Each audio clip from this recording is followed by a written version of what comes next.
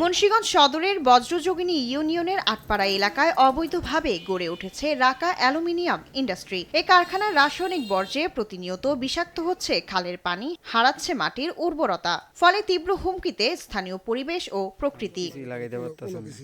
কারখানাটির বিষাক্ত থাবায় এরই মধ্যেই অনাবাদি হয়ে পড়েছে বজ্রযোগিনী ও রামপাল ইউনিয়নের কয়েকশো একর ফসলি জমি। নিজেদের একমাত্র জীবিকা ও জমি বাঁচাতে এর আগে গণমাধ্যমে ক্ষোভ প্রকাশ করেছিলেন বেশ কয়েকজন কৃষক, আর তাতেই ক্ষিপ্ত হয়ে ওঠে প্রভাবশালী চক্রটি। কৃষকদের দেয়া হচ্ছে প্রাণনাশের হুমকি। আমরা এই সাংবাদিকের কাছে বলছি, এই বিদায় আমাদের বড় ভাই বেড়াদের এবং ছোট ভাই বেড়াদের অনেকের হুমকি ঝুমকি দিচ্ছে। অনেক জমিনে খেতিগুলো সমস্যা হইতেছে, পানি গাজিয়ে নষ্ট করে লাইতেছে রাখা ইন্ডাস্ট্রির, উনি কোনো পানি ফিল্টার করতেছে না। কৃষকদের দাবি, জমি না বাঁচলে তাদের বেঁচে থাকার আর কোনো অবলম্বন থাকবে না। তাই জীবনের ঝুঁকি নিয়েই তারা দল বেঁধে নেমেছেন অধিকার আদায়ের আন্দোলনে। অনেক বছর ধরে এই কষ্ট করতেছি, কিন্তু এখন আমরা সরকারের কাছে আকুল আবেদন যাতে এটার কোনো পদক্ষেপ নেয়, ব্যবস্থা নেয়। আমাকে ফসল হয় না, মিটার জায়গা বুঝলেন, কয়বার করুন কত লস, খালি লস।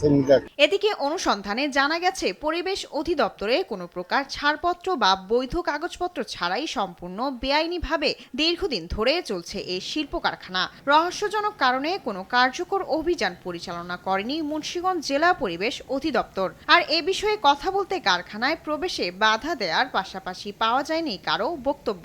আপনি যে প্রতিষ্ঠানটির কথা বললেন, সেই প্রতিষ্ঠানের প্রথমে ছাড়পত্র ছিল, পরবর্তীতে সেই ছাড়পত্র সত্য সঠিকভাবে না মানে আমরা ছাড়পত্র সত্য পালন করার জন্য তাদেরকে নির্দেশনা দিই।